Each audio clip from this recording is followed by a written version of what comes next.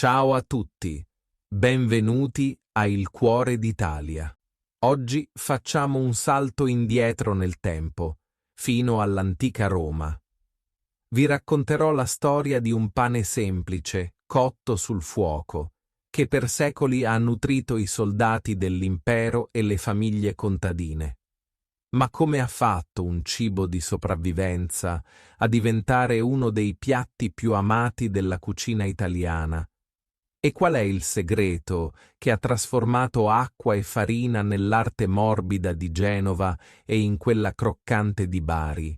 Questa è la storia della focaccia, un viaggio gustoso che parte dall'impero romano e arriva caldo sulle nostre tavole. Per comprendere l'inizio di questa storia, dobbiamo tornare molto indietro nel tempo. Siamo nel cuore dell'antica Roma, ma non nei palazzi di marmo dei ricchi senatori. Siamo nelle case umili della gente comune, dove la vita è dura e scandita dai ritmi del sole e della terra. In queste case semplici, il centro di tutto era il focus. In latino, questa parola indicava il focolare domestico, il punto esatto al centro della stanza dove bruciava il fuoco sacro. Era l'anima della casa. Dava luce nelle notti buie, riscaldava la famiglia durante l'inverno e, soprattutto, serviva per cucinare. È proprio qui, tra le fiamme vive e la cenere, che nasce l'antenato del nostro piatto. I romani lo chiamavano panis focacius, che letteralmente significa pane cotto al focolare. Questo alimento non era un piatto speciale o raffinato, era un cibo di pura sopravvivenza.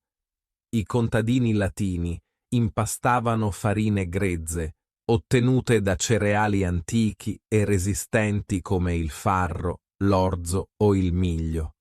Mescolavano queste polveri scure con acqua di fonte e un pizzico di sale, creando un impasto denso. Non c'era tempo per le lunghe e delicate lievitazioni che usiamo oggi. L'impasto veniva schiacciato velocemente con le mani fino a diventare una forma bassa e compatta, e poi veniva messo a cuocere in modo primordiale, direttamente sotto la cenere del camino o sopra una tegola di terracotta resa molto calda dal fuoco. Il panis focacius divenne presto essenziale per la storia dell'impero, in particolare per l'esercito.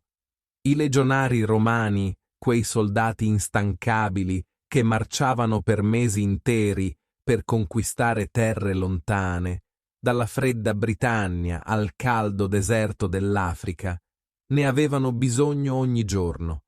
Era l'unico cibo capace di resistere ai lunghi viaggi senza rovinarsi. Ma questo pane basso aveva anche un significato spirituale profondo.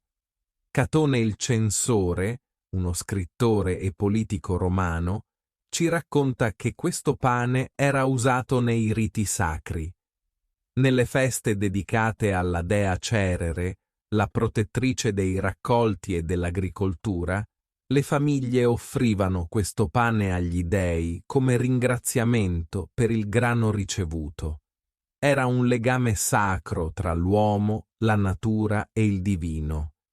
Così, nella semplicità di quel focolare romano, senza saperlo, quei contadini stavano scrivendo il primo capitolo di una leggenda culinaria, creando la base su cui si sarebbe costruita la cucina italiana dei secoli futuri.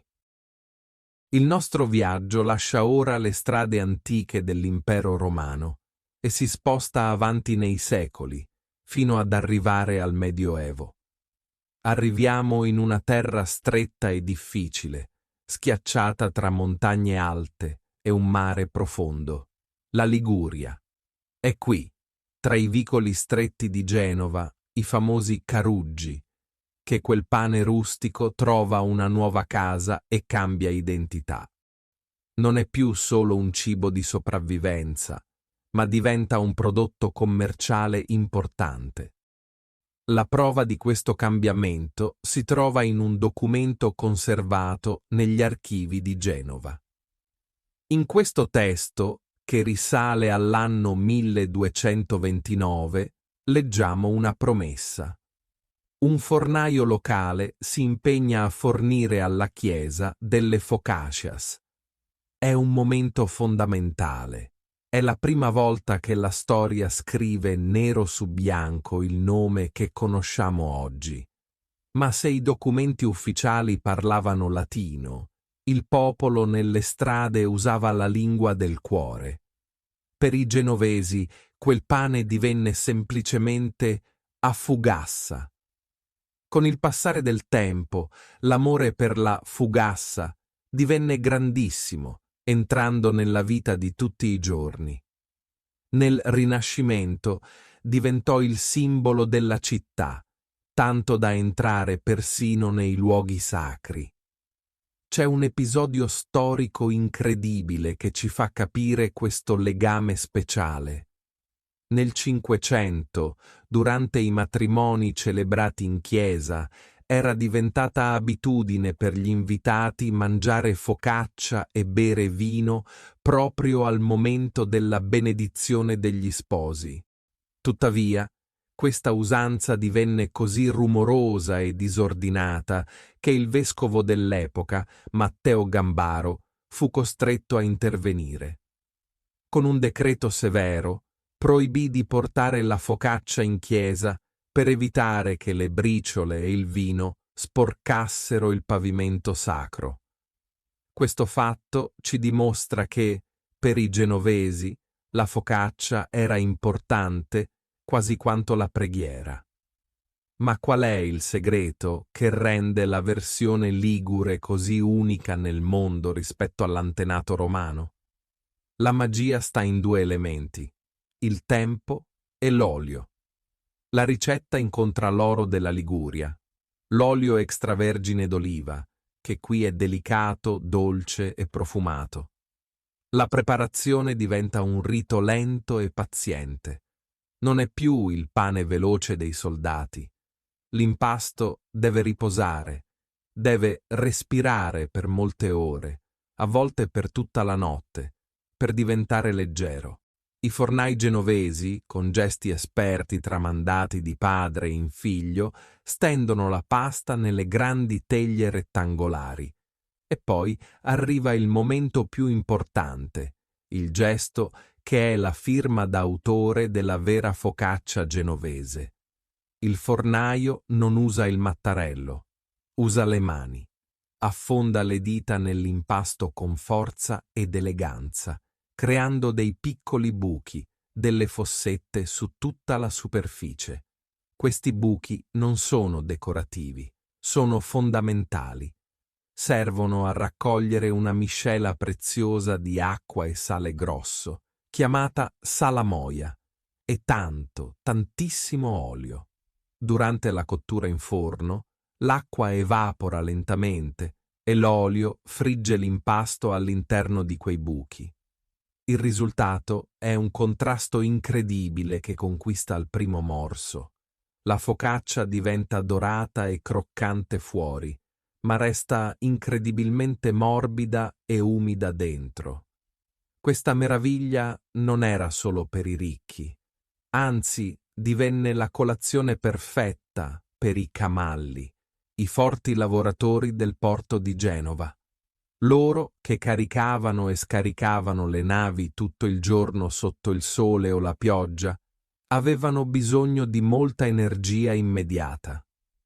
Un pezzo di fugassa calda, avvolta nella carta oleata, era il compagno fedele delle loro giornate di fatica, portando il sapore del mare e della terra direttamente nelle loro mani ruvide. Il nostro viaggio fa ora un salto geografico e temporale. Scendiamo nel profondo Sud Italia, in Puglia, e arriviamo tra il Settecento e l'Ottocento, quando la cucina italiana cambia volto grazie ai nuovi sapori arrivati dalle Americhe. A Bari, la tradizione millenaria del pane si evolve ancora, diventando una festa di colori. Qui, la focaccia è un'istituzione che unisce il passato al presente. La base è antica. Si usa la semola di grano duro, il grano tipico del Mediterraneo, che dona all'impasto un colore giallo-oro e una consistenza rustica. Ma il vero tocco di genio dei fornai baresi nasce proprio in questi secoli, quando decidono di aggiungere all'impasto le patate. Questa intuizione cambia tutto. La patata trattiene l'umidità e rende la focaccia incredibilmente morbida, alta e capace di restare soffice a lungo. A differenza della sorella, ligure che è bianca, la focaccia barese è rossa come la terra di questa regione. È condita con i pomodori freschi, spezzati a mano direttamente sulla pasta, affinché il loro succo si mescoli all'olio, insieme alle olive nere, spesso le piccole olive baretane con il nocciolo e tanto origano. Anche la cottura segue un rituale antico e intoccabile. Si usano teglie di ferro rotonde, pesanti e scure, che a Bari sono oggetti sacri. Queste teglie non vengono mai lavate con acqua e sapone, ma solo pulite con un panno e olio, per proteggere il metallo e conservare il sapore delle cotture passate. Fino a pochi decenni fa, la focaccia a Bari creava un momento di aggregazione unico. Le donne preparavano l'impasto a casa al mattino presto e poi, portando le teglie in equilibrio sulla testa o tra le braccia, andavano ai forni pubblici del quartiere per cuocerle.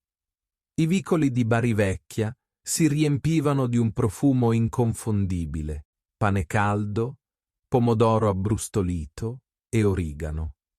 In quell'attesa davanti al forno si scambiavano notizie e chiacchiere. La focaccia non era solo cibo, era il cuore della comunità. Siamo arrivati infine ai giorni nostri. Oggi, quel pane basso nato sotto la cenere dei camini romani ha compiuto un viaggio straordinario. Non appartiene più solo a Roma, a Genova o a Bari. È diventato un patrimonio di tutti gli italiani. In Italia, la focaccia è ormai il re indiscusso del cibo di strada. Se camminate in qualsiasi città, da Torino a Palermo, troverete sempre un panificio con una teglia esposta in vetrina. È il cibo democratico per eccellenza. Costa poco, è nutriente, è semplice e piace a tutti. È la merenda preferita dei bambini che escono da scuola, con il pezzo di focaccia avvolto in un tovagliolo di carta che si macchia d'olio. È il pranzo veloce di chi lavora in ufficio. È l'aperitivo perfetto da condividere con gli amici, accompagnata da un bicchiere di vino bianco o da un fresco spritz. Tuttavia, questa storia d'amore non si è fermata ai confini nazionali. Tra l'Ottocento e il Novecento, milioni di italiani sono partiti per cercare fortuna nelle Americhe e altrove. Nelle loro valigie, insieme alla speranza, portavano le ricette di casa. È così che la focaccia è sbarcata in Argentina, in Brasile, negli Stati Uniti e in tanti altri paesi del mondo. I nostri emigranti hanno trasformato un cibo povero in un ponte commestibile tra il vecchio e il nuovo mondo, rendendolo famoso ovunque. In un mondo moderno che corre sempre troppo veloce, la focaccia ci insegna una lezione importante. Ci ricorda che per essere felici a tavola non servono ingredienti strani o costosi, bastano pochi elementi naturali: farina, acqua, lievito, un buon olio e il calore del forno. La sua forza sta nella sua onestà. Che sia sottile e croccante come in Liguria o alta e morbida come in Puglia, la focaccia rimane fedele alla sua origine. È ancora quel calore del focus, del focolare domestico, che continua a riscaldare i nostri cuori dopo 2000 anni. Ogni morso è un pezzo di storia viva che ci unisce al passato e ci ricorda che ovunque siamo, portiamo l'Italia dentro di noi. Così finisce la nostra storia di oggi. Un racconto lungo e saporito che ci ha portato dalle ceneri dell'antica Roma ai vicoli di mare di Genova e al sole caldo di Bari. Abbiamo scoperto che dietro un semplice impasto di acqua e farina si nasconde l'anima di un popolo intero, capace di trasformare ingredienti poveri in capolavori eterni. Se anche tu ami l'Italia e vuoi scoprire le storie che rendono unico il nostro paese, resta con noi. Ogni settimana un nuovo racconto ti aspetta, qui su Il Cuore d'Italia.